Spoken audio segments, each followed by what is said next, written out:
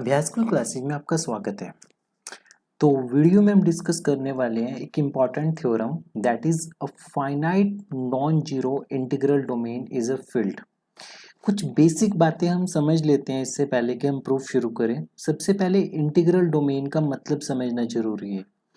Integral domain का मतलब क्या होगा? इसका मतलब है कि एक कॉम्यूटेटिव रिंग है। कॉम्यूटेटिव रिंग है जो कि विदाउट जीरो डिवाइजर्स है, जिसमें जीरो डिवाइजर्स नहीं होंगे, विदाउट जीरो डिवाइजर्स है।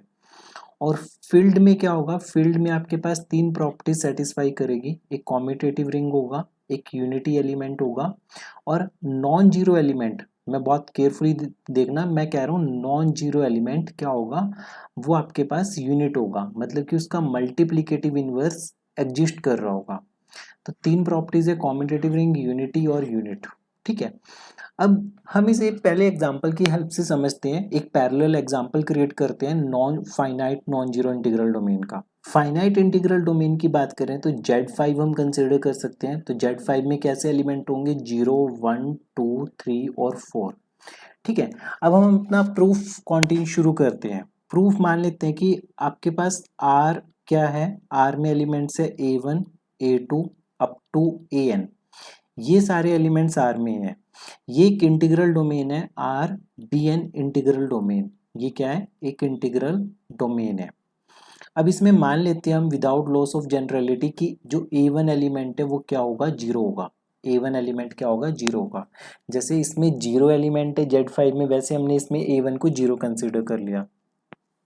अब हमने क्या किया? मान लेते हैं कि ए कोई एलिमेंट है जो आर से बिलोंग करता है। ए कोई एलिमेंट है जो आर से कोई बिलोंग कर रहे हैं, ये नॉन जीरो एलिमेंट है। तो आपके पास क्या होगा? ए इंटू ए आई को आप कैसे लिख सकते हो? ए इंटू ए आई को लिख सकते हो ए इंटू ए जे के बराबर। ठीक है, दिस इंप्लाइज, ये क्या इंप्लाई करेगा? ए आई इक्वल टू ए जे। क्योंकि एक थ्योरम थी जिसमें ये देखा था हमने कि इंटीग्रल डोमेन में कैंसलेशन लॉ होल्ड होते हैं। तो आप इसमें एक को कैंसिल आउट कर सकते हो। और यहाँ पे इंपॉर्टेंट चीज है मेंशन करने के लिए कि ए नॉन जीरो है। जैसे मान लो कि आपने टू काउंट कर लिया Z5 से। अब मान लो कि 2 × 3 इक्वल टू से 2 × 3 इक्वल किसके इक्वल होगा? ये होगा आपके पास 2 × 8 के बराबर। ठीक है, 2 × 8 क्यों? क्योंकि 6 किसके इक्वल है? 1 के बराबर। और 16 किसके इक्वल है? ये भी 1 के बराबर है। तो दिस इंप्लाइज हम क्या लिख सकते हैं? 3 = 8 लिख सकते हैं। हम क्या लिख सकते हैं? 3 को 8 के इक्वल।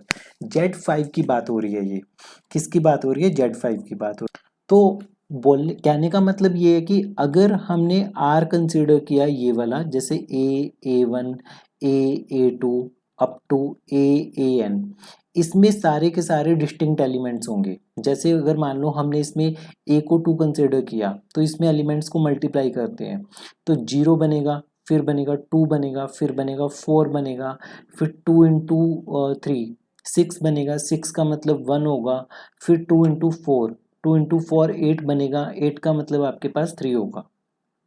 ठीक है, तो जैसे आपने Z5 में ए से पूरे सारे एलिमेंट्स को मल्टीप्लाई किया, सिमिलरली यहाँ पे भी आपने ए से सारे एलिमेंट्स को मल्टीप्लाई किया।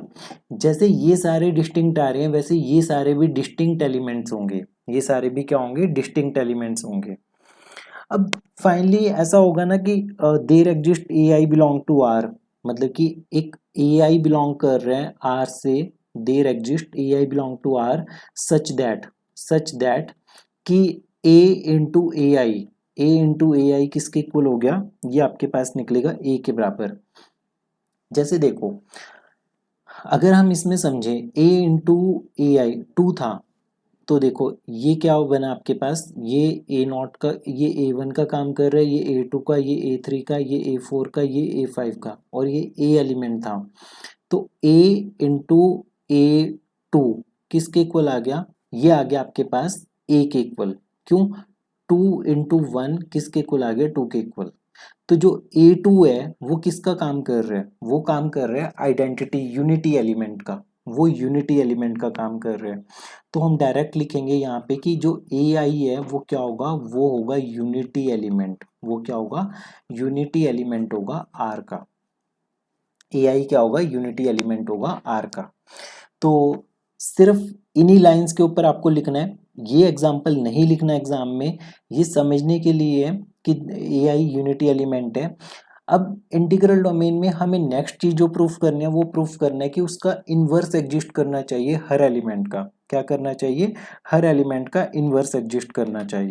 अगेन हम क्या चीज देखेंगे, जैसे a को आपने किससे मल्टीप्लाई किया, a को आपने a4 से मल्टीप्लाई किया तो आपके पास 1 आ गया, ठीक है। a को आपने किससे मल्टीप्लाई किया, जैसे 2 को आपने 3 से मल्टीप्लाई किया तो 1 आ गया। तो इसका मतलब क्या हो जाएगा, जो aj है वो इनवर्स हो जाएगा a का। तो बस ये लैंग्वेज लिखनी है फर्दर हमें कि अगेन फिर से हम क्या कंसिडर कर रहे हैं, देयर एग्जिस्ट सम एजे। आपके पास कोई एजे एग्जिस्ट कर रहे हैं जो बिलोंग करते हैं आर से, सच दैट कि a इंटू ए जे किसके इक्वल है, 1 के इक्वल है। अब गिवन एग्जाम्पल में अगर हम इस चीज को देखें तो 2 इंटू 3 किसके इक्वल आ गया, 1 के बराबर आ गया।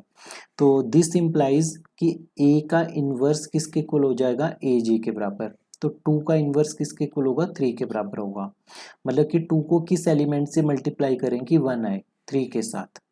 तो a इन्वर्स ए जे के बराबर हो गया।